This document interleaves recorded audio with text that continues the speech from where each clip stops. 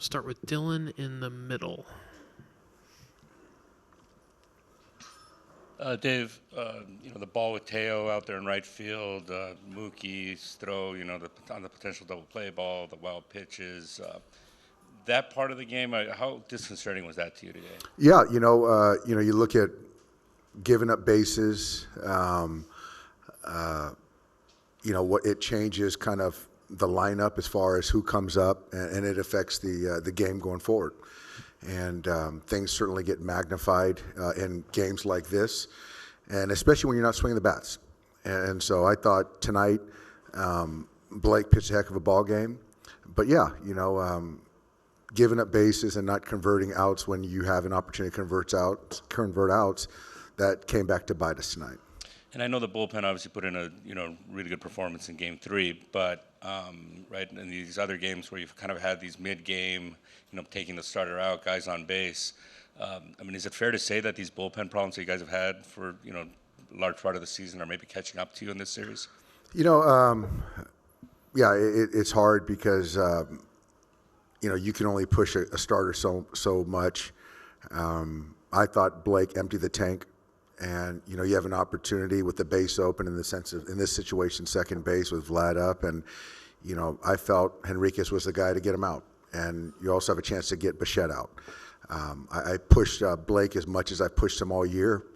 And, you look at the 3 games that we lost, it spiraled on us with guys on base. But guys have got to be better. They certainly had a good game in Game 4, whatever it was. But yeah, that's just kind of, guys have got to do their jobs. Everyone's got to do their job. And so right now we're at elimination, and we've got to kind of wipe the slate clean and find a way to win Game 6 and pick up the pieces and see where we're at. Far back on your right, Bill. Doc, how concerned are you about the offense? The last 2 games, you guys are 10 for 61, which is 164, and you also 0 for 6 with runners in scoring position. How concerned are you about that? Doesn't feel great. You clearly see those guys finding ways to get hits, move the baseball forward, and we're not doing a good job of it. I thought Yusevich was good tonight, mixing his fastball slider and the split. But yeah, you still have to use the whole field and take what they give you. And if they're not going to allow for slug, then you've got to be able to kind of redirect and down club down to take competitive at bats. And you see whether it's, Barger or Bichette, those guys are doing it. But again, we have that ability. We've got to make some adjustments.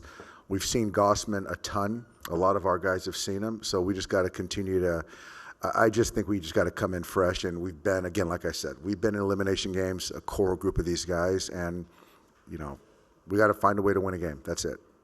Right up front, Doc. Dave, can you talk to players individually, especially about hitting, things they might make an adjustment to?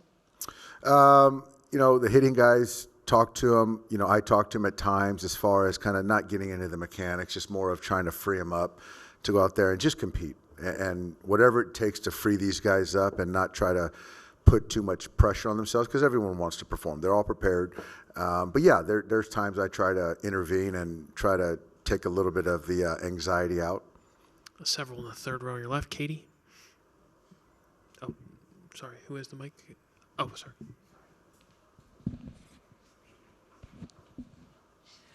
Dave, for the first time this postseason, your team finds itself with its back against the wall. What are some traits that you've seen from this clubhouse throughout the season that makes you feel confident they'll respond appropriately? I think that there's a fight in there. There's a compete that I think there's more in there. I know there's more in there.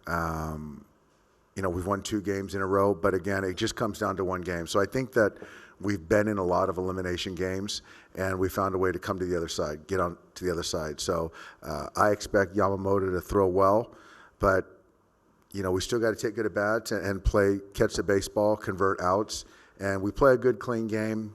I feel good about our chances. Ron, did you have one? What did you see early going on with Blake's fastball? After Vladdy's homer, he avoided it till the final pitch of the second. Well, I thought clearly early they were aggressive to the fastball. Schneider, Vladdy, and then, you got the Bichette strikeout on some breaking balls, and I think then he just kind of settled into the game, and I honestly thought he threw the ball well. He gave us everything he had, so I think that early on they were just on the fastball, and you got to sort of adjust it if that's the case. Go to AJ in that row. Dave, obviously you changed the lineup up a little bit today and similar results. Where does that leave you going into Game 6 and 7 with what the lineup might look like in Toronto? Yeah, that's a good question. I haven't really had time to think through it, but it's kind of whatever I feel is best to take down Gossman. So I'm not sure if it's Mookie in the 2, Mookie in the 3, Freddie in the 3. I'm not sure. But at the end of the day, regardless of who we run out there or what construct, we still got to take good at bats, all of us. And so that's what I'm betting on. But I haven't really thought yet about the lineup construction. Jim on your left. Skipper Jim Hill, KKL 9 News. What disappointed you the most about tonight's game? Besides the loss, we know the loss, but what about the loss that disappoints you the most? Yeah, I thought that there's just giving up some extra bases. I thought just not playing a clean game. I think a hallmark for our ball club is we just really don't give away many outs. We don't give many bases up. And I thought tonight we gave up probably 3 or 4 bases, and it changes whether, who comes up, an extra hitter or 2 that, the starting pitcher's got to face, who he's got to face. So that part of it, and, just the ability to, find some outfield grass. And there's a lot of swing and miss tonight, which, I think we can get better at.